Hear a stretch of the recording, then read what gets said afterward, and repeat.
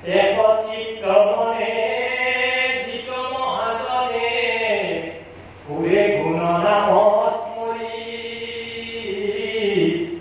তাক ৰক্ষা কৰি পুৰত সদায় মোৰ কি গৰা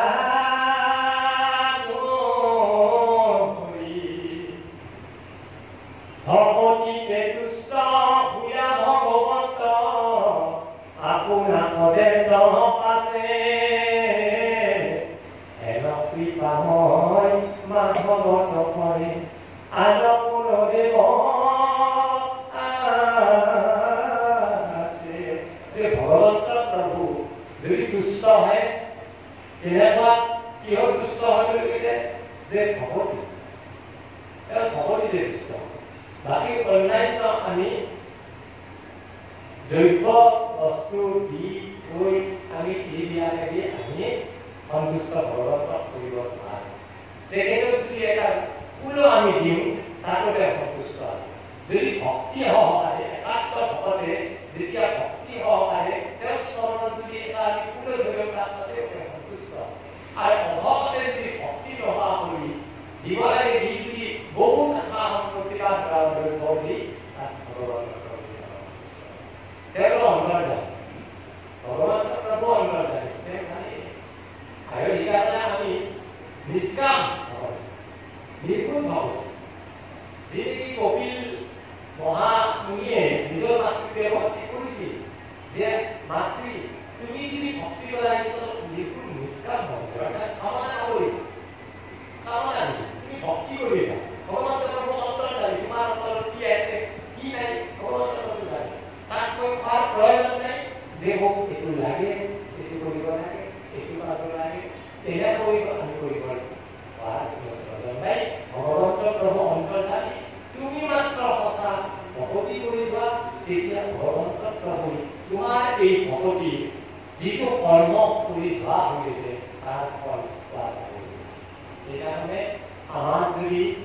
জীৱনৰ এটা এনেকুৱা কেতিয়াবা দিন যায় আমাৰ সঁচা ভকতি কেতিয়াবা হৈ যায় আৰু সঁচা ভকতি হোৱাৰ বিনিময়ত কি হয় তেতিয়াবা আমি নাভাবাকে এদিন জীৱনতে আনন্দ এটাই যিহেতু আমি নিজে হ'ব মানে আকস্মিকভাৱে আমি এটা আনন্দৰ দিন আমি এনেকুৱা মনত এটা অনুভৱ কৰোঁ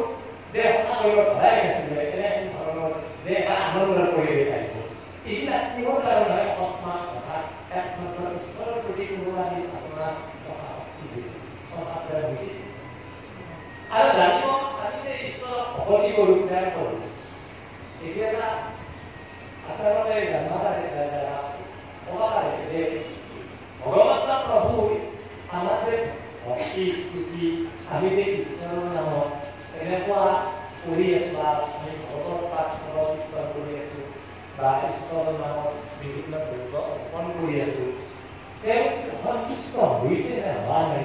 কিবা জানো আমি প্ৰমাণ কৰা কিবা এটা হেৰি আছে নেকি আমি কেনেকৈ গম পাম ভগৱন্ত প্ৰভু যে সন্তুষ্ট হৈছে। আমি যে তেওঁ বস্তু যিটো জ্ঞান কৰিলোঁ এইটো কৰিলোঁ যে ভগৱন্ত প্ৰভু সন্তুষ্ট হৈছে নে নাই আমি কেনেকৈ গম পাম। আমি এটা নিশ্চয় কামকে কৰা লাগিব যে ভগৱন্ত প্ৰভু কেনেকৈ সন্তুষ্ট হৈছে আৰু আপোনালোকে জানিলেও যে আপোনালোকৰ কৰ্ম বা আপোনালোকে ঈশ্বৰৰ প্ৰতি ভকতি যে কৰিছে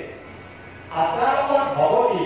বা আপোনালোকৰ কৰ্মখিনি ভগৱন্ত প্ৰভু সন্তুষ্ট হৈছে নে নাই আপোনালোকে নিজে নিজে অনুভৱ কৰিব পাৰিব। কিছুমান কথা যে কেনেকৈ অনুভৱ কৰিব পাৰিব যেতিয়া আপোনাৰ মনটো কেতিয়াবা অকাৰণতে ভাল লাগে গম নাপায় কিন্তু মনটো আপোনাৰ দুখ পায় ভাল লাগে পশু পক্ষী পিতাম্বৰ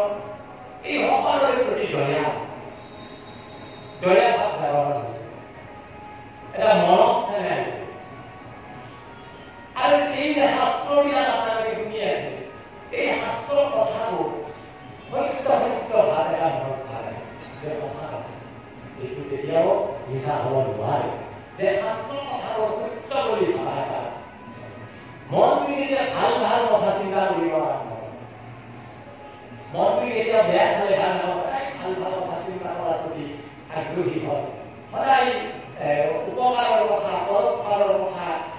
শাস্ত্ৰৰ কথা ইয়াৰ উত্তৰ বুলি মানা প্ৰমাণিত কৰাৰ এইবিলাক যেনে ভাল ভাল কথা ইয়াক মনত আহিব ধৰিব, তেতিয়ালৈকে আপোনালোকে ভাবিব যে ভগৱন্ত প্ৰভুক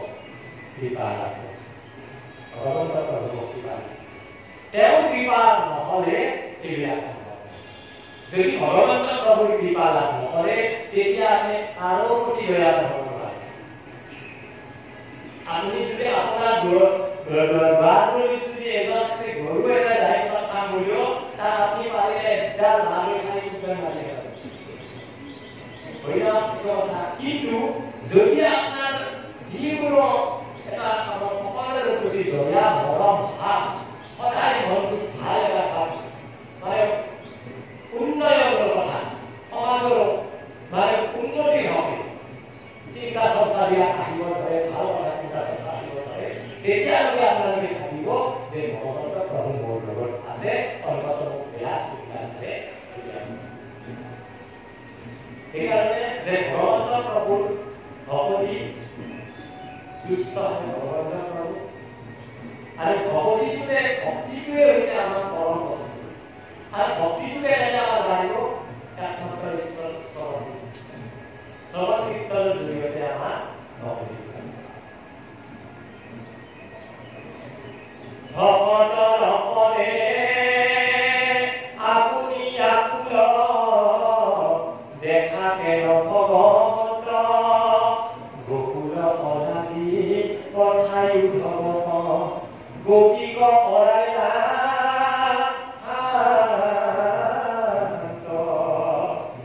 সুন্দৰ পুৰুষ দেখিয়া কৃষ্ণ বুজিলে কবি মাত্ৰ দেখে কৃষ্ণ কৰিলে অৱশ্য ভকতিৰ পূজা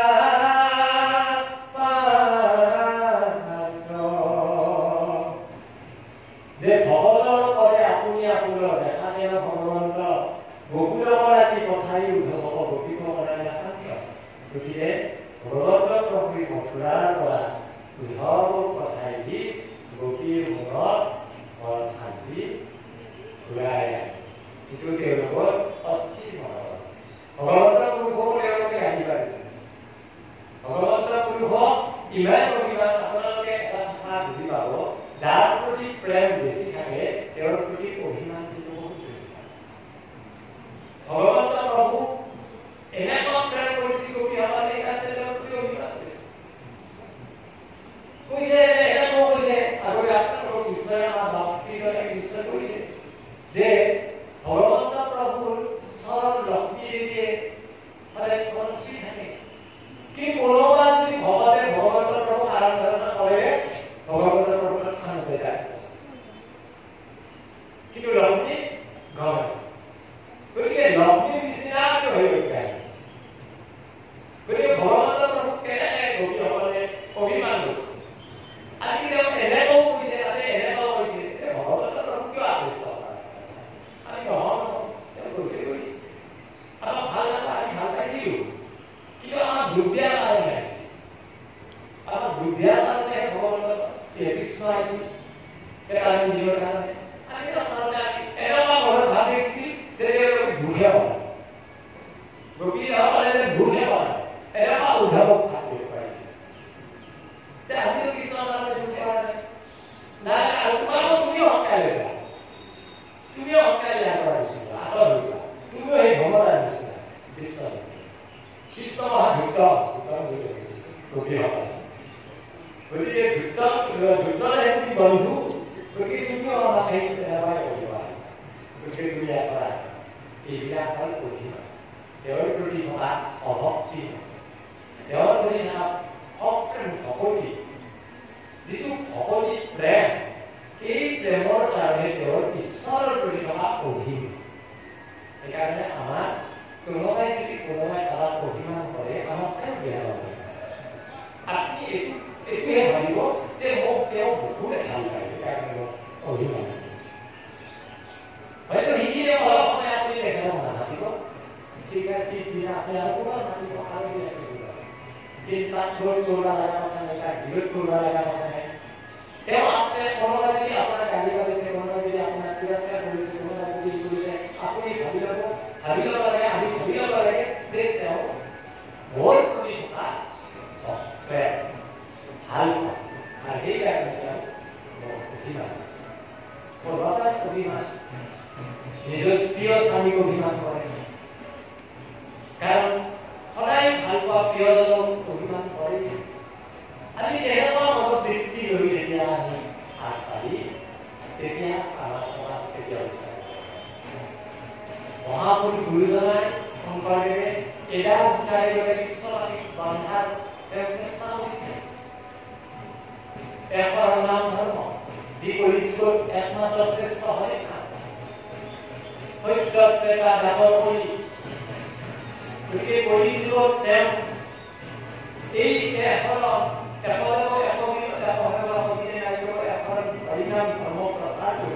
কলি যুগৰ পৰা এই কলিযুগৰ কলিৰ পৰা পৰিত্ৰাণ পোৱাৰ কাৰণে তেওঁ যিখিনি তেওঁ আমাক সম্পদ দি গৈছে, বৰ ঈদৰ পৰা ভগৱতৰ পৰা, সেয়েহে না বা মহাপুৰুষ পাৰ্বতীয়ে নাম ঘোষা, কীৰ্তন ঘোষা, দশম, গতিকে তেওঁ আমি চিৰকোটি নমস্কাৰ কৰোঁ। আমাৰ অসমীয়া জাতিৰ পৰিচয়, আমাৰ অসমীয়া জাতিৰ সংস্কাৰ, আমি যিটো সংস্কৃতি, তেওঁৰ আমি এই সংস্কৃতি আমি পৰিচয় দি আছো। আমি যে আমি তেওঁৰ বাহিৰে আমাৰ পৰিচয় দিব লগানে আমাৰ গুৰুজনাই যিখিনি আমাক ভগৱন্ত প্ৰভু আমাৰ শংকৰদেৱে যিখিনি আমাক সম্পদ দিছে, সংস্কৃতিৰ পৰা, গীতৰ পৰা, নাট্যৰ পৰা, নৃত্যৰ পৰা, এইখিনি হৈছে আমাৰ সম্পদ, যাক লৈ আমি পৰিচয় দিব পাৰিছো। আমি অসমীয়াই আমি কেতিয়াও পাহৰিব নালাগিব আমাৰ গুৰুজনাৰ সংস্কৃতি। যিহেতু আমি এই সংস্কৃতি আমি পৰিচয় দি আছো যে আমি অসমীয়া, আমি অসমৰ অসমীয়া, আমি ভগৱন্ত প্ৰভুৰ অৱতাৰ। গুৰুজনাই যি সংস্কৃতি দি থৈছে, সত্ৰ নামঘৰ এইবিলাক স্থাপন কৰিছে, তেওঁ একমাত্ৰ কলিৰ লোক তৰণৰ উপায়ৰ কাৰণে দি দিছে যে কলি এক হৰিৰ নাম দিনে সত্যযুগে ধ্যান, যুগে যজ্ঞ, জাতযুগে পূজা, পবিত্ৰ হৰি পবিত্ৰ বিনয় আৱৰণ আহিতে পূজা। গতিকে কলি হৰিৰ নামৰ বাহিৰে একো ধৰ্ম নাথাকে। সেইকাৰণে আমাৰ কলি যিসকল মনুষ্য দেহ ধাৰণ কৰি জন্ম লাভ কৰিছে, তেওঁ পৰম সৌভাগ্যৱান বুলিয়ে কৈছে।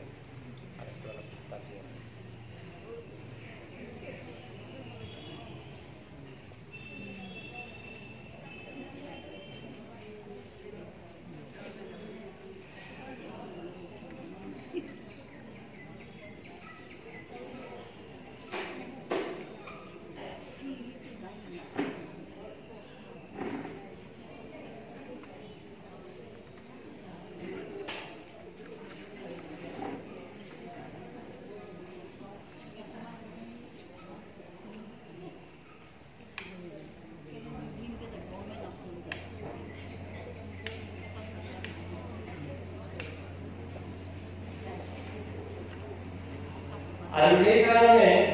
আমাৰ কলিত যিসকল আমি মনুষ্যৰে দেহ ধাৰণ কৰিছোঁ, প্ৰতিজন জনমৰ পুণ্য সঞ্চিত হৈ থকাৰ কাৰণে আমি ভাৰতবৰ্ষত এই মনুষ্যৰে ধাৰণ কৰিব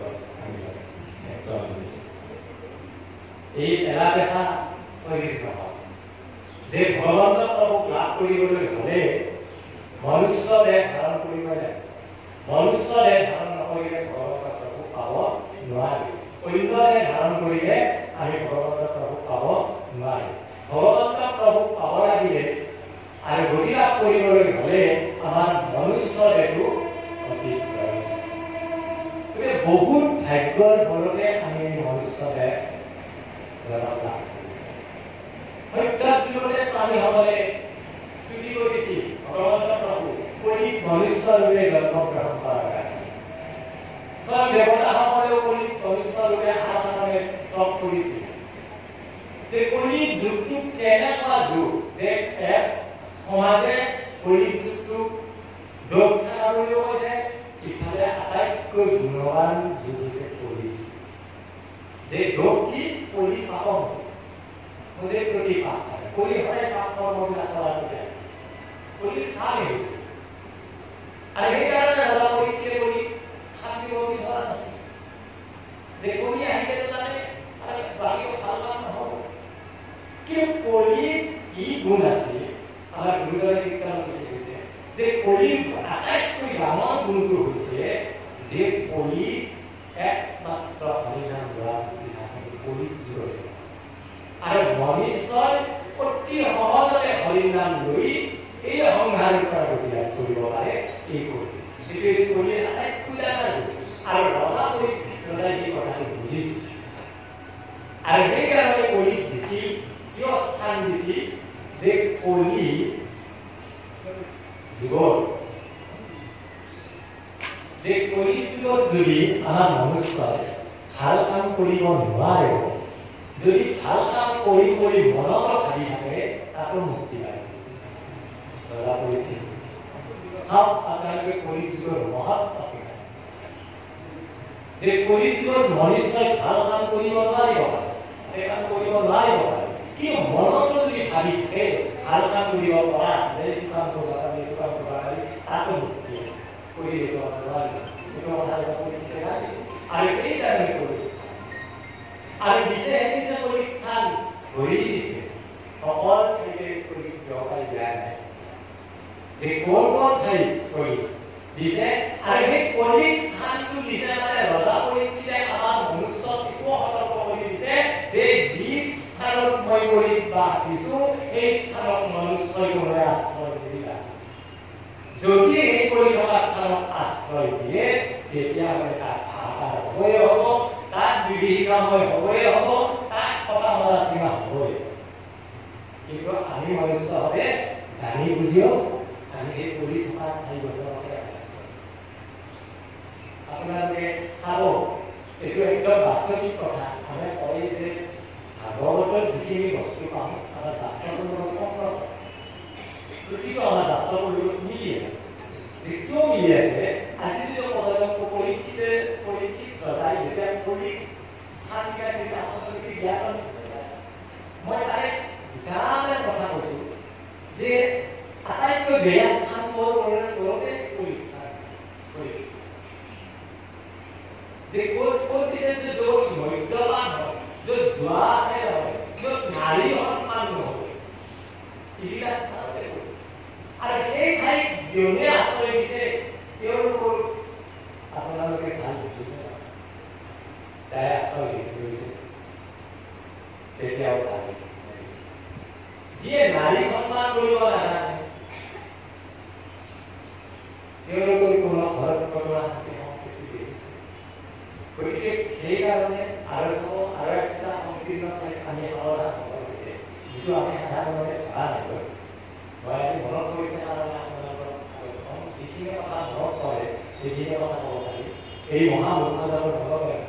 তথাপি আৰু যিখিনি মনত থাকে তথাপি ক'ব পাৰি যে কলিৰ একেটা এনেকুৱা স্থান বেছি পৰিচিত যায় সংকীৰ্ণ ঠাই যিটো মানে আমি নাভাবোঁ আমাৰ দুঘৰৰ কিমান দুঘৰ মানুহৰ কিমান মাজত কৰি তাতে কৰি ভগৱান পৰিচিত স্থান সেইকাৰণে চাব মাটিৰ কিমান লগত যদি আমাৰ বেছি বেমিলানি হয় তাত কৰা পাৰা পৰ্যায়ত এৰাই দিছোঁ যে মাটিৰ কিমান লগত কেতিয়াও বেছি উপযোগ হ'ব নাই পাৰা পৰ্যায়ত এৰাই যোৱা উঠা কথা নাই কিন্তু যদি তাত ব্যতিক্ৰম হৈছে চাব তাত মানে বহুত আমি দেখিছোঁ আমি টিভি নিউজে পত্ৰ এইবিলাক দেখা পাওঁ অকৃতিকৰ ঘটনা আমি টিভি নিউজে দেখি থাকোঁ তাত মাত্ৰ আমাৰ মনুষ্যৰ এইবিলাক মনুষ্যবিলাক আমি আশ্ৰয় দিছোঁ তাত ভোগ কৰিব লাগিব এনেকুৱা বা আজিকালি ধৰি লওক গুৰু শিষ্য মহাপুৰুষ মাধৱদেৱে গুৰু শিষ্যৰ সম্পৰ্ক সুন্দৰভাৱে উজ্জ্বল নিদৰ্শন দাঙি ধৰিছে মহাপুৰুষ মাধৱদেৱ কেনেকুৱা গুৰু শিষ্য আছে কিন্তু তেনেকুৱা আমি উদাহৰণবিলাক আমি আচৰণে কৰিব কিন্তু তেওঁ গুৰু ভক্তি ঈশ্বৰ কেনেকুৱা গুৰু আজিকালি অৱশ্যে আগতে আমাৰ গুৰু ঈশ্বৰ সম্পৰ্ক আৰু আজিকালি গুৰু ঈশ্বৰ সম্পৰ্কটো খুব আঘাত পাতা পাৰ্থক্য দেখা পাওঁ আমি সাধাৰণতে টিভিৰ কথাই নিউজে দেখা পাওঁ স্কুলৰ পৰা কলেজৰ পৰা মানে কেনে কিছুমান অপ্ৰীতিকৰ ঘটনা কোনো কাৰোৰ প্ৰতি সন্মান নাই গুৰুৰ প্ৰতি সন্মান নাই ঈশ্বৰৰ প্ৰতি মানে ভাল ভাৱ নাই এনেকুৱা আমি আচৰণবিলাক আমি দেখি আহিছোঁ কিন্তু তেনেকুৱা আমাৰ হ'ব নালাগে আমাৰ মহাপুৰুষ মাধৱদেৱে আমাৰ গুৰু শিষ্য সম্পৰ্ক সুন্দৰ কৰিছে যে কেনেকুৱা শিষ্য হ'ব লাগে মহাপুৰুষ মাধৱ কৰিছে যে তেওঁ ইমান ত্যাগ কৰিছিল গুৰুজনাৰ কাৰণে সাধাৰণ উদাহৰণ আপোনাৰ তেওঁ যেতিয়া মহাপুৰুষ শংকৰদেৱে নামত উজনি পৰা নামনি উলিয়ালে তেতিয়া তেওঁলোকে নাৱত ভকতবোৰ উঠিছে নাৱত উঠাৰ পিছত যে দুজন ভকত হৈ হাতী কৰি গৈছিল তেওঁলোকে অধ্যায় গৈছিল গম পোৱা নাছিল যে দুজন ভকত জংঘলত হৈ হাতী কৰি গৈছিল সকলোৱে উঠি গৈছিল তাৰপিছত নাও এৰি দিয়াৰ পিছত ভকত দুজন দৌৰি আহিলে সকল আমাক এৰি দিয়ে আমাক উৰি যাওঁ মানে তেওঁলোকৰ বিনয় তাৰপিছত ৰামদাস আছিল মহাপুৰুষ শংকৰদেৱে ক'লে যে ৰামদাস হেৰি কোনে কৈছে কথাটো চোৱা তাৰপিছত কৈছে তেওঁ ভাগৱত আমি এৰি আহিছোঁ তেতিয়া কৈছে যে ক'ত বহন তেওঁলোকৰ ঠাই ক'ত বহুত মহাপুৰুষ মাধৱদেৱে আছে মহাপুৰুষ মাধৱদেৱে এইটো পৰা কাপোৰ লৈছিল তেওঁলোকে কাপোৰখিনি অলপ জাগা দখল কৰিছিল কাপোৰখিনি নদীত কটাইছিল যি সেই তাৰপিছত তেওঁলোকে আহি আছে তাৰপিছত তেওঁলোকে নাও চপালে এঠাইত নাও চপাই তেওঁলোকে প্ৰসাদৰ কাৰণে গুৰুজনাই মহাপুৰুষ মাধৱদেৱে যোজনা কৰিছে তাতে অলপ বিৰণি ল'ব তাৰপিছত সেই নাৱৰে এই ধৌতে কাৰণে মহাপুৰুষ মাধৱদেৱে এই কাপোৰৰ টুকুৰাটো পকাই দিছিল আহি নাৱত তুলি লাগাইছে তেতিয়া শংকৰদেৱে চমক কৰি যে মাধৱ এইটো কি মাধৱদেৱে ভাবে তুলি ল'লে তাৰপিছত সমস্ত কাহিনী বিৱৰণ কি কাৰণ তেতিয়া মহাপুৰুষ মাধৱদেৱ শংকৰদেৱে কৈছিল যে পৃথিৱী ধান ত্যাগী হিচাপে এনেকুৱা অনেক উদাহৰণ আছে যেতিয়া মহাপুৰুষ মাধৱে শংকৰদেৱ পাটবাউসী সত্ৰত থাকে তেতিয়া মহাপুৰুষ মাধৱে গণকুচি সত্ৰ আৰু গণকুচি সত্ৰৰ পৰা অৱশ্যে আমাৰ তেওঁলোকে বাহাদী সত্ৰখনৰ কথা নাজানো কিন্তু এই আমাৰ যেতিয়া নামনিলৈ আহে মহাপুৰুষ শংকৰদেৱ মাধৱে আহোঁতে আহি এই বাৰাদী সত্ৰৰ ওচৰতে উত্তৰফালে এঠাই আছে মানে সুন্দৰীয়া সত্ৰ চিৰদা কথা কৰি আছে তাত নাও চপাওঁতে যে এই ঠাইডোখৰ মানে ভাল পাই অৰ্থাৎ মাধৱক গুৰুজনাই বাৰাদী তাৰপিছত মহাপুৰুষ শংকৰদেৱে গৈ চোনপুৰা তেতিয়া মহাপুৰুষ মাধৱদেৱে প্ৰায় 3 বছৰ কাল আমাৰ বাৰাদী সত্ৰতে থাকি গণকুচি সত্ৰলৈ এইকাৰণে যাব লগা হ'ল তেতিয়া চোনপুৰাত সমাধান কাল থাকি গুৰুজনাই কুমাৰকুচি সত্ৰলৈ গৈছিল কুমাৰকুচি সত্ৰলৈ যোৱাৰ কাৰণে মহাপুৰুষ মাধৱদেৱে বাৰাদী সত্ৰৰ পৰা সংযোগ স্থলৰ পৰা অলপ অসুবিধা হোৱাৰ কাৰণে গুৰুজনাই গণকুচি আৰু এই গণকুচিলৈ যায় তেতিয়া গুৰু সেৱা কৰে এদিন গধূলি এই নামঘৰত যাওঁতে গুৰুজনাই তেতিয়া স্নান কৰিলে গধূলি তেওঁ যেতিয়া স্নান কৰিলে সকলোৱে ঘৰখনৰ ঘৰত বাঢ়ি থাকি আছিল তেতিয়া আপুনি নাছিলে সকলোখিনি তেতিয়া মাধৱে ৰাতি কৰি গুৰুজনাই আমি কি কৰি চিন্তা কিন্তু গুৰুজনে কোৱা নাই যে মাধৱ তুমি ব্যৱহাৰ কৰা মই খালি ৰাতিপুৱা কাৰণে বস্ত্ৰ তুমি ব্যৱহাৰ কৰা বুলি গুৰুজনে কোৱা সত্ত্বেও মহাপুৰুষ মাধৱদেৱে নিজৰ গৃহলৈ গণকুচিলৈ নাহি তেওঁ দিবাকৰ মৰমক বুলি একজন আছে, তেখেতে মহাপুৰুষ শংকৰদেৱে সামৰি আগতে দি তেওঁ আনা নাছিল। তেতিয়া সেই ৰাতি মোটামুটি এই ভৰ বাৰিষা এবুক পানী মানে হেৰি কৰি ভাগি ভাগি পানী খুচি ঘূৰি গৈ ৰাতি 12টাৰ পিছত এই দিবাকৰ মৰমৰ ঘৰত এতিয়া যেন মানে ৰজা কৰিলে তাৰপিছত আৰু তেখেতে ভাবিছে নেকি মাথাবোৰ দেখাতে আছে নেকি ৰাতিও কিবা সম্ভৱ ধৰে নহয় ৰাতি কৰি গধূলি ইমান যে কষ্ট শুনি ট্ৰাই কৰিব বেছি গতিকে হৈছে যে এই ৰাতিখন তুমি এই বাৰিষাৰ ভৰ বাৰিষা এই বৰষুণ বতাহত এতিয়াই এনেকৈ তুমি দিব আনিছা আৰু কষ্ট কৰিব লাগিব আৰু ৰাতিপুৱা আৰু এনেকৈ আহি যাওঁতে যাতে ৰাতিপুৱাতে পোৱা যায় এনেকুৱা তাৰমানে উজ্জ্বল নিৰখন বহুত আছে আৰু সেইবিলাকে আমি নিৰখন আমি লগৰ গুৰু ঈশ্বৰ আৰু যেতিয়া তেনেকুৱা আমাৰ মনোভাৱ থাকিব গুৰুৰ প্ৰতি ঈশ্বৰৰ প্ৰতি তেতিয়া আমাৰ কোনো শিক্ষানুষ্ঠানতে আমাৰ কোনো অপ্ৰীতিকৰ ধাৰা কিন্তু আমি সদায়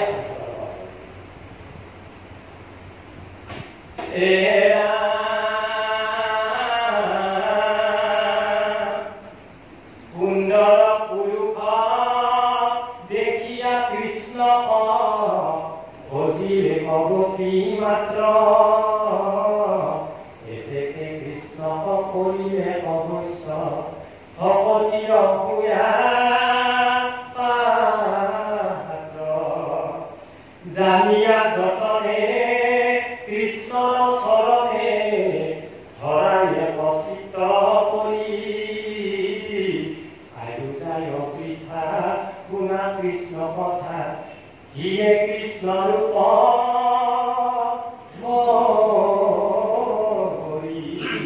গতিকে ভগৱন্ত প্ৰভু গোপীসকলে ভকতিৰ জৰিয়তে যেনেকৈ বস কৰিলে আৰু ভকতিৰ তেওঁলোকে যিটো পাত্ৰ হ'ল একচিত্ত মানে যেনেকৈ কৃষ্ণৰ চৰণত তেওঁলোকে ভকতি কৰিলে ঠিক তেনেদৰে আমাৰ যাতে আয়ুৰ বিধান আছে কৃষ্ণ কথা আমাৰ হৃদয়ত ৰূপ ধৰি কৃষ্ণ কথা মনে ৰাখি আমাকৰ ঈশ্বৰৰ চৰণত ঠিক তেনেদৰে সেৱা প্ৰাৰ্থনা কৰাৰ কাৰণে উপদেশ দিছে মনুষ্য বিবাহ এহি মানে ফল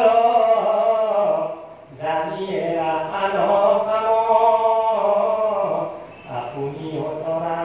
পুৰুষ উদ্ধাৰা ডাকিব নাম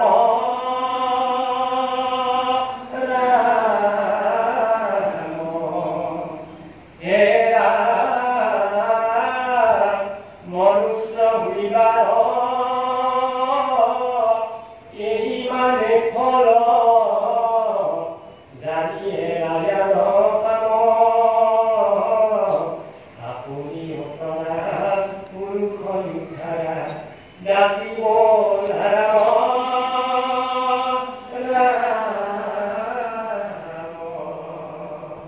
গতিকে এই মনুষ্য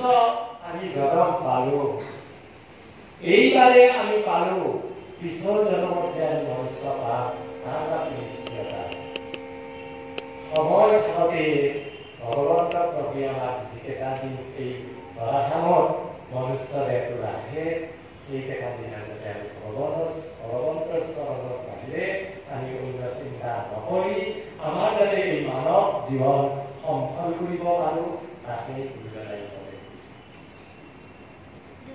মহাপুৰুষ মাধৱদেৱে যেতিয়া গুৰুজনক সুধিছিল যে প্ৰভু তুমি যেতিয়া বৈকুণ্ঠত হবা আমি ক'ত দেখাবা তেতিয়া গুৰুজনে কৈছিল যে মাধৱ কীৰ্তন আৰু দৰ্শনতে মুক্ত হোৱা যেনেকৈ ভগৱন্ত পুৰুষে উদ্ধৱক কৈছিল যে তুমি বৈকুণ্ঠত হোৱাৰ পিছত আমি তোমাক ক'ত দেখাবা যে উদ্ধৱ তুমি মোক পাবা আত্ময় প্ৰাণময় ৰূপত সম্পূৰ্ণভাৱে পাবা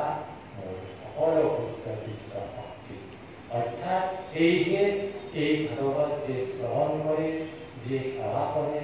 যি তত্ত্ব দৰ্শন কৰে, তেওঁ সকলো মনৰ শুভকামনা অতি শীঘ্ৰে পূৰ্ণ হয়। আৰু এই অনুপাতে আমাৰ দশম স্কন্ধই চলি আছে। ভগৱন্তৰ নৰৰূপী নাৰায়ণ মোৰ মহাপুৰুষ গুৰুজনা যিহেতু তেখেতৰ এই দশম স্কন্ধই পৰ্যালোচনা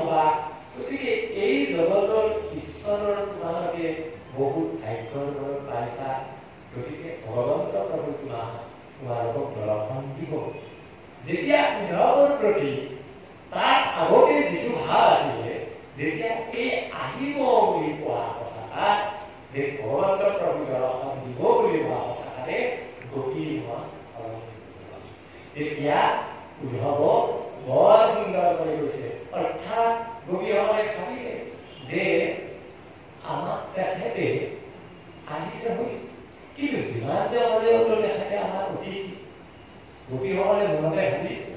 যে আমি তেখেতক বেয়াও কৰোঁ, ভগৱন্ত কৃষ্ণকো বেয়াকে কৰোঁ, উদ্ধৱকো বেয়াকে ভগৱানৰ লগত তুলনা কৰিলোঁ। কিন্তু এই বুজনিখিনি দি মনত শান্তি কৰি শান্তি পোৱাৰ লগে লগে তেওঁলোকৰ এটা অনুভৱ আছে যে আমি উদ্ধৱক মিছাকে যিহেতু তেওঁ এটা আমাৰ অতিথি আৰু উদ্ধৱক মান সৎকাৰ কৰিম যে আহা তুমি বহা আৰু পুনৰ আৰু এই ভগৱন্তক যেছো তুমি কোৱা যে ভগৱন্ত পিতৃ-মাতৃৰ লগত কেনেকুৱা প্ৰীতি সাধন কৰিছে, মথুৰাত যাই কি কৰিছে, তাৰ নৰনাৰীৰ লগত কেনেকুৱা, তেওঁৰ বন্ধুবৰ্গৰ লগত কেনেকুৱা, তেওঁলোকে আমাক মনত ৰাখিছেনে না তাত গৈ আমাক পাহৰি গৈছে, মানে বিভিন্ন ধৰণৰ প্ৰশ্ন উদ্ধৱৰ তাত একেবাৰে মথুৰা নগৰীৰ সমস্তখিনি আৰু এনেকুৱাও কৈছে যে ভগৱন্ত হৈছে ৰাজকন্যাহে বিবাহ কৰিব, তেওঁলোকৰ ৰাজকন্যাই হ'ব আমাৰ নিচিনা ব্যৱস্থাই গতি কিন্তু কি কৰিব, আমিতো তেওঁলোকক পগলাই হৈছিলোঁ প্ৰেম ভগৱন্ত প্ৰভু। সাধাৰণতে ভগৱন্ত প্ৰভুৰ নামত যেতিয়া মহিলা প্ৰেমত পৰে, প্ৰেম হ'লে ভগৱন্ত ঈশ্বৰৰ লগত আমাৰ সাধাৰণ লোকে তেওঁ বুলিয়াই নিচিনা সাধাৰণ লোকে বুলিয়াই কিন্তু আচলতে তেওঁ বুলিয়াই নহয়। প্ৰতিনিধিসকলে যিসকল ভক্তিৰ দৃষ্টিৰে চায় তেওঁলোকে ভক্তি বুজি পাব, আৰু যিসকলে ভক্তিৰ দৃষ্টিৰে নাচায় তেতিয়া তেওঁলোকে বুলিয়াই বুলি ক'ব। যেনেকৈ মাতা ৰামক যেতিয়া মাতা চবৰি কৈছিল, চবৰিয়ে যেতিয়া ৰাম আহিব ৰাম আহিব ৰাম আহিব প্ৰতিটো দিনে নতুন নতুনকৈ ফুল সাজি পদূলি মুখ থৈ দিছিল, ৰাম আহিব দেখি সকলে কয় যে ক'তো ৰাম আহিব বোলে মিছা কথা। আৰু সদায় সদায় ইমান কষ্ট কৰি ফুল মানে তুলি তুলি তুলি তুলি পদূলি সাজে থৈ কৈছে বোলে সদায় কোন মুহূৰ্তত আহিব, সদায় যদি কিবা আহি মই এনেকৈ তেওঁক সম্ভাৱন জনাম নে। গতিকে সেইকাৰণে যি মুহূৰ্তত আহিব যাতে মোক পদূলি সদায় ফুলেৰে সজোৱা থাকে, সদায় ফুলেৰে সুগন্ধি পায়, সদায় সুগন্ধে। সেইকাৰণে আচলতে আচলতে পদূলি হ'ব ফুল গছ-গছনি থাকিব লাগে। ফুল গছ-গছনিয়ে আমাৰ মনটো সদায় পবিত্ৰতা হৈ থাকে। যদি ঠাই থাকে আমাৰ আগফালে সদায় ফুলনি বাগিচা ফুলনিৰে ঢাকি ৰাখিলে আমাৰ মনটো সেই বৃহৎ এটা পবিত্ৰতা আছে। সেইকাৰণে ফুলনিটোৱে আমাৰ মনত এটা বহুত পবিত্ৰ। সেইকাৰণে এইটো আমাৰ কথা আমাক ভাগৱতে কৈছে। আজি চাব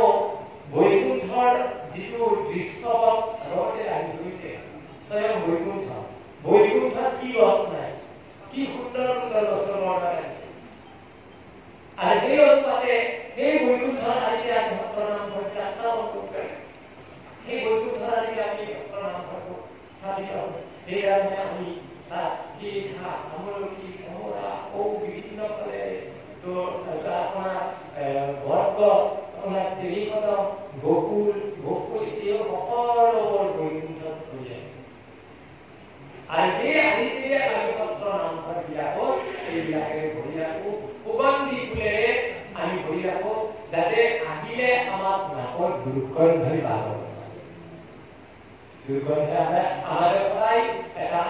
ভাল মানে চকুৰি ভাল দেখিব পাৰোঁ, কাণেৰি ভাল শুনিব পাৰোঁ, নাকেৰে ভাল গন্ধ ল'ব পাৰোঁ।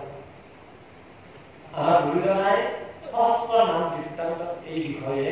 ধুনীয়াকৈ তাৰ কথা লিখি দিছে। কি কৰিলো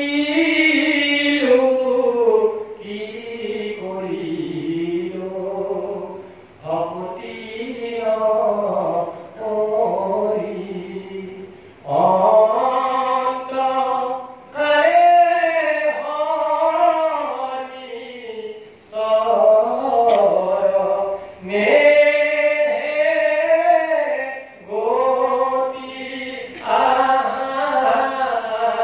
কি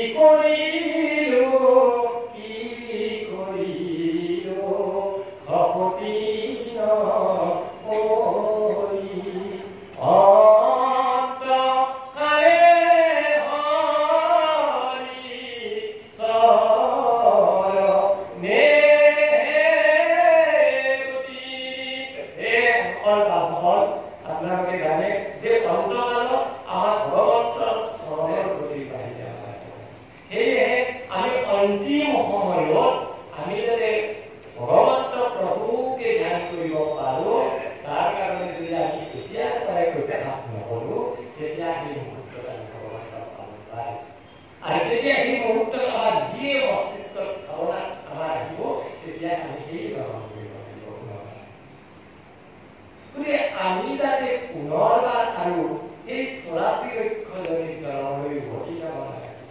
এই জন্মতে যাতে আমি গতি লাভ কৰিব পাৰোঁ, এই জীৱন চক্ৰৰ ধাৰণাৰ জীৱন যিটো চক্ৰ, মৃত্যু জন্ম মৃত্যুৰ যিটো চক্ৰ,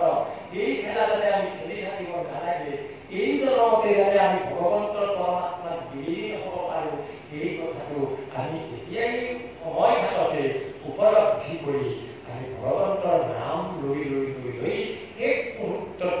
আমি যাতে ভগৱন্তৰ নামটো আনিব। এইকাৰণে আমাৰ পৰিৱেশটোত মই এইমাত্ৰ ফুলনিৰ কথা ক'লোঁ, যিটো চবৰে মাতৃফুলনেৰে ভগৱন্তৰ নাম আৰু লক্ষ্মণক আদৰণি জনাইছিল। সেইকাৰণে আমাৰ কাণেদি যাতে ভাল কথা শুনে আৰু এই পথটো ঘোষাটো যে মই গান কীৰ্তন তাৰ পদত দিছে পদচন্দ্ৰখিনি দিয়া আছে যে আমাৰ কাণ আছে,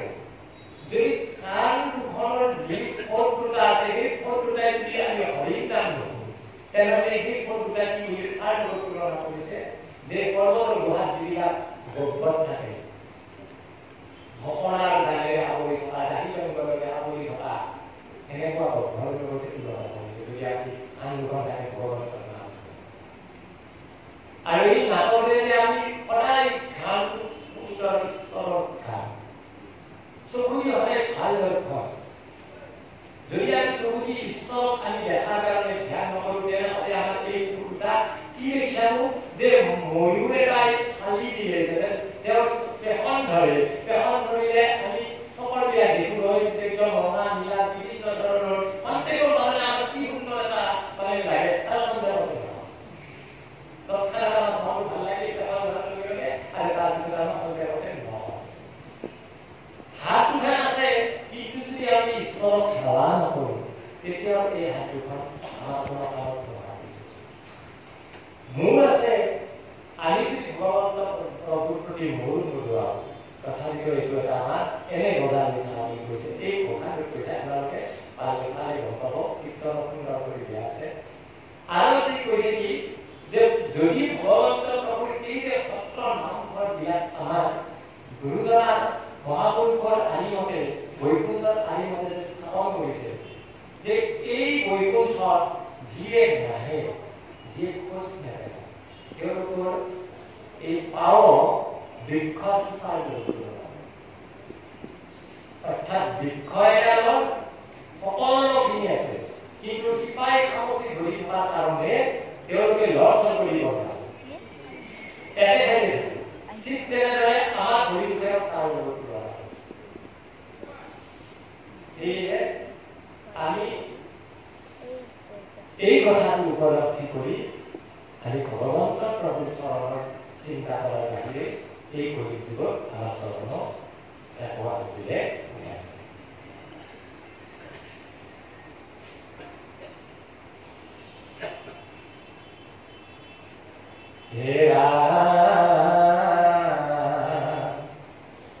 যেন যেন ক্ৰীড়া কেই কৰিলা বনত,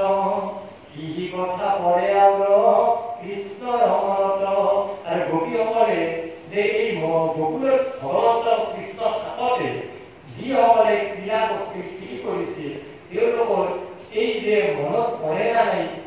ভগৱান শ্ৰীকৃষ্ণ, এই কথাবোৰ সুধি আছে যে আমি যে যমুনাৰ পাৰত ৰাস ক্ৰীড়া কৰিছিলোঁ, আমি গাই গৰু বা এইবোৰত আমি যে ক্ৰীড়া কৰিছিলোঁ, তেওঁ এইবিলাক কথা মনত পৰেনে, তোমাক কৈছেনে? এনেকুৱা এটা উৎসুকতা ভাৱেৰে মানে গোপীসকলে উদ্ধৱক সুধি আছে। হে ৰাম সদাচিত কেশৱে স্ম ৰন্ত হিতুৰাতি, কুণ্ড কুমুণ্ড চন্দে কুশ ভিতৰাতি, বাজে আতি চৰণেনো পুৰৰ ৰুঞ্জনো, আমি দেহি গাইল হেৰি গোবিন্দৰ গুণ। হে ৰাম আমাৰ কণ্ঠত হৰি ধৰি বাহু মেলি, পৰিলন্ত জাত বিপৰীত ৰাখকেই। হে প্ৰাণৰ বান্ধৱ উদ্ধৱ, তোমাক ভগৱন্ত কৃষ্ণই এইখিনিও সুধিছিল নেকি? আমাৰ যে কান্ধত ধৰি ধৰি ক্ৰীড়া কৰিছিল, মনত পৰিছেনে? তেওঁ গোপীসকলে উঠা কৈছে, এইখিনি কথা যাব পৰা নাই যে তোমাক বিশ্বাস হ'ব লাগিব, আমি ক্ৰীড়া কৰিছিলো, তেওঁ আমাক কান্ধত ধৰিছিল। মানে এনে হোৱা আকুলতা ভাৱেৰে গোপীসকলে পুনৰ আৰহি ঘূৰাই ঘূৰাই ঘূৰাই ঘূৰাই সেই কৃষ্ণ মানে এই মাত্ৰ যদি খং কৰিছে, এই মাত্ৰ যদি অভিমান কৰিছে, আৰু মানে উদ্ধৱে তেওঁৰ মনৰ সন্তুষ্টি প্ৰকাশ কৰে, সন্তুষ্টি দিয়াৰ পিছত আৰু পুনৰ সেই কৃষ্ণ তাতে আৰু ঘূৰি ঘূৰি কৃষ্ণ কেনে অদ্ভুত মানে ভগৱন্তৰ প্ৰতি অসতি।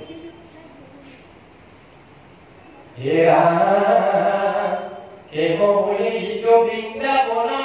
স্মৰন্ত কৃপা ভকতৰ গতি ভগৱন্ত। আউলকি দেখিব তান অৰুণ চৰণ এই বুলি টংকি থাকে নৱতাই বচন। যে এইবিলাক যেনেকে কষ্ট কৰি আছে, উদ্যমক ফুটি আছে, তেওঁলোকে মনতে ভাবিছে যে আৰু ভগৱানক কোনোবা এটা চৰণ নিদিমে। মনে নধৰে যে ভগৱন্তৰ চৰণ পুনৰ আমি দেখি যি পালো পালোৱা কৰি শিশু অৱস্থাত যেনেকৈ তেওঁ পালে, সেইকাৰণে সংসাৰ ভৰি আছে ভগৱন্তৰ প্ৰভু আৰু গোপীসকলে গৌৰীবোৰ আছে গম পালে আপোনালোকে ইয়াৰ আগতে নিশ্চয় পাইছে যে গোপীসকলৰ গৌৰী আছে অক্ৰূৰ। অক্ৰূৰক গৌৰী বুলি গোপীসকলে ভাবিছিলে, তাৰ কিয় অক্ৰূৰে কৃষ্ণক তেওঁলোকৰ পৰা আঁতৰ কৰি দিছিল, দূৰ কৰি দিছিল। যে অক্ৰূৰে দূৰ কৰি দিয়াৰ কাৰণে অক্ৰূৰক গৌৰী বুলি তেওঁলোকে মানে আৰু যেতিয়া প্ৰথম দিনা আহিছিল, আহি যেতিয়া ৰাতিপুৱাৰ লগে লগে আৰু এটা ভাল পৰামৰ্শ দিছে, আগৰ গুচি গৈছে তাতে এটা ভাল এটা হেৰি দিছে যে গোপিনীসকলে সূৰ্য উদয় নহওঁতে সকলো প্ৰাপ্ত হৈ যায়, পোহৰ নহওঁতে। আচলতে আমাৰ আচলতে আমি প্ৰাক কৰ্মখিনি সূৰ্য উদয় নহওঁতে আৰম্ভ কৰোঁ। আমি আচলতে ৭-৮টা কৰি শুই থাকোঁ, এইটো আমাৰ শৰীৰৰ কাৰণে ভাল, স্বাস্থ্যৰ কাৰণে আমাৰ আমি যদি আয়ুস বঢ়াব পাৰোঁ, আমাৰ হাততে আছে, আয়ুস কমাব পাৰোঁ আমাৰ। যে আমি সদায় সূৰ্য উদয় হোৱাৰ লগে লগে সকলো গৃহস্থৰ তাত পোহৰ কৰিব লাগে,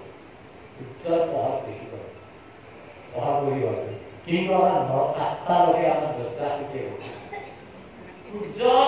জাগ্ৰত হ'ল কিন্তু আমাৰ গৃহস্থৰ মূল দুৱাৰে খোলা। গতিকে সূৰ্যৰ পোহৰৰ কাৰণে গতিকে আমাৰ এই গোপিনীসকলে প্ৰাতঃকৰ্ম যাৰ কাৰণে সূৰ্য ওলাইছে তেওঁলোকৰ কৰ্মতে। তাৰপিছত পোহৰ হোৱাৰ পিছত নন্দ যশোদাৰ দুৱাৰ পদূলিবোৰ যেতিয়া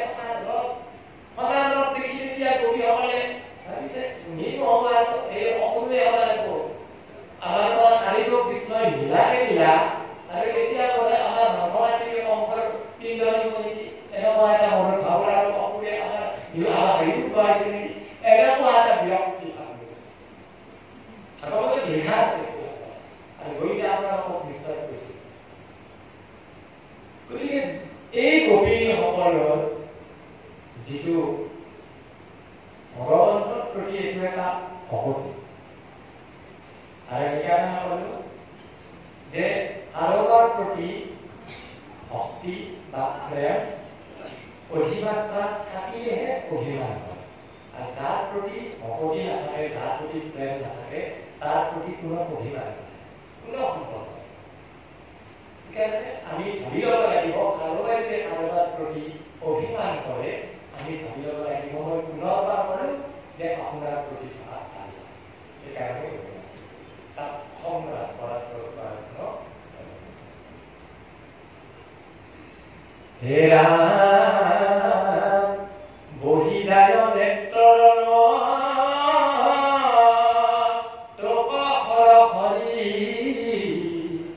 কৃষ্ণ পদ পংক জপ থাকে মনে ধৰি কেশৱতী বলে শুন উদ্ধৱ বান্ধৱ ব্ৰজপ আহিবা কোনো প্ৰাণৰ মাধৱ পুৰি আছো আমি আতি বিৰহৰ জুই আমাক আজি আহিবা নাই কৃষ্ণ কৰে চুই এৰা জুৰাই বন্ত প্ৰাণ কোনো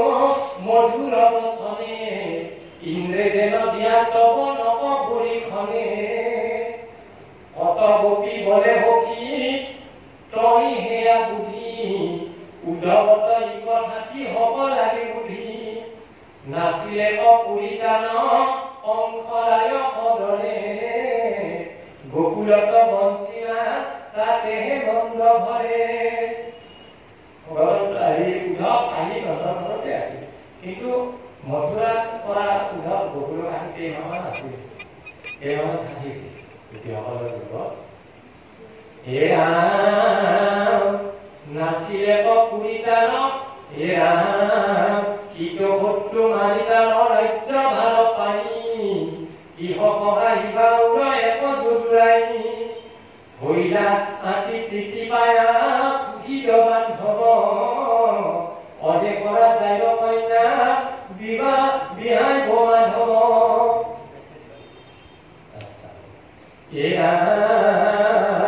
আউৰহিত কৃষ্ণ মত কোন কাজ কুমৰিব কিহক ব্ৰজৰ জুৰাই যে আৰু কৈছে কি পুৰি আছো আমি অতি বিৰহৰ জুই আমাক যিবোৰ জুৰাই কৃষ্ণ কৰিছো গতিকে কৃষ্ণ বিৰহ যিটো তেওঁলোকে অগ্নিদগ্ধৰ নিচিনা দগ্ধ হৈ থকা বুলি তুলনা কৰিছে আৰু সেইবিলাক দুৰ্ভোগ প্ৰকাশ কৰি আছে একমাত্ৰ উদ্ধৱৰ ওচৰত গতিকে এই ভগৱন্ত ৰূপ কৃষ্ণই আমাৰ যে মন প্ৰাণ জনাব আহিব এইটো আমাৰ মনে আৰু কৈছে যে কেনেকৈ আমাৰ তাত আহিব অনেক ৰাজাৰ কন্যা বিহাৰিব মাধৱ গতিকে যদি মাধৱে থকা বিবাহ কৰায় তেনেহ'লে ৰাজাহে কন্যাক বিয়া কৰাব আমাকতো বিবাহ নকৰায় আমি আৰু গৰ্ভৱতী এনেকুৱা মনত তাৰমানে গোপীসকলে ভাবিছে গতিকে আউৰহিত কৃষ্ণৰ আমাৰ কোনো কাজ গতিকে আমাৰ এই মাধৱৰ লগত কি প্ৰয়োজন আছে আমাক তেওঁৰ প্ৰয়োজন গোপীসকলৰ এনেকুৱা আৰু মনত ভাৱ লৈ উদ্ধৱক বুজাই উদ্ধৱক কৈ আছে যে আমাৰ আৰু লক্ষ্মীৰ স্বামীত তাত আমি বন চাৰিয়াগ ৰাজ্য ৰাজ ভাজ্য গণ লক্ষ্মীৰ স্বামীত তাত কোন প্ৰয়োজন কৃষ্ণ পাই বাৰ আশা নঘটে আমাত তথাপি কুলমন কি কৰিবা যে ৰাজ ভাজ্যাগণৰ নিচিনা যে লক্ষ্মীয়ে স্বামীক তাত লক্ষ্মী যিহেতু তাত চৰণ চুই সেৱা কৰি আছে আৰু আমাৰ তাত কি প্ৰয়োজন আছে গতিকে আমাৰ কোনো প্ৰয়োজন নাই গতিকে আমি যে ভগৱন্ত প্ৰভু পাম অৰ্থাৎ কৃষ্ণক পাইবৰ আশা নকৰে আমাৰ তথাপি আপোনালোকক কি কৰিব কৃষ্ণক যে পাম তাৰ আৰু যে আমি আশা কিবা কৰিব পাৰি মিছা কথা কিন্তু কি কৰিম মনত নাই আশাটো ভৰাই পাৱাৰ আশাটো কৃষ্ণক পাৱাৰ পুনৰবাৰ পোৱাৰ আশাটো আমাৰ কেতিয়াও মন কৰা আমি জানো নাপাওঁ আশা নাই আৰু যে আমি পাম তৎসত্ত্বেও আমাৰ মনৰ যিটো আশা কৃষ্ণক পোৱা সেই আশাটো আমি কেতিয়াও পাহৰিব নোৱাৰো নাহিকে পৰম সুখ নিৰাশাত পৰ হেন শুনি আমরা গোপী দিলে বলুত্তর এরা নিরাশা পরম সুখ কহিছে পিংগলা আত্মভালে জানো আমি হবে গোপবালা গতিকে নাহিকে পরম সুখ নিরাশাত পর হেনমুনীয়া অনুভূতি দিয়ে উত্তৰ গতিকে এই নিৰাশাকে আমি ভোগ কৰি ভাবিব লাগে যিটো আশা কৰি আমাৰ নিৰাশা হৈ থাকে সেই নিৰাশাকে আমি ভোগ কৰি লৈ আমি জীয়াই থাকিব লাগিব অৰ্থাৎ নিৰাশা পৰম অংগ কৰিছে পিংগলা আখৰে জানো আমি সবে ক'ব পাৰা অৰ্থাৎ যে নিৰাশা পৰমকো যে নদীসকল যেনেকে নদীসকল সকলো পানী চাৰিওমুখে গৈ গৈ যেনেকৈ সাগৰত পৰে ঠিক তেনেদৰে আমাৰ শৰীৰতো আমি যি আত্মাত ভগৱন্ত প্ৰভুক চিন্তা কৰোঁ সেই চিন্তা কৰি আমি যিটো আশা কৰি থাকোঁ সেই আশাটো আমি নিৰাশাটোৱে আমি ধৈৰ্য হিচাপত লৈ আমাৰ সেয়াকৈ আমি সন্তুষ্টি লাভ কৰি চলিব পাৰোঁ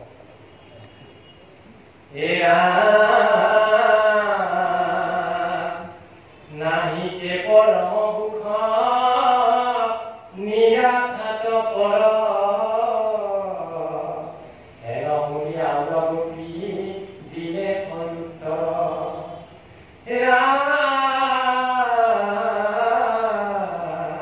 নিৰাশা পৰম সুখ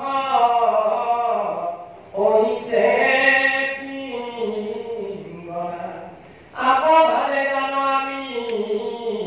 হবে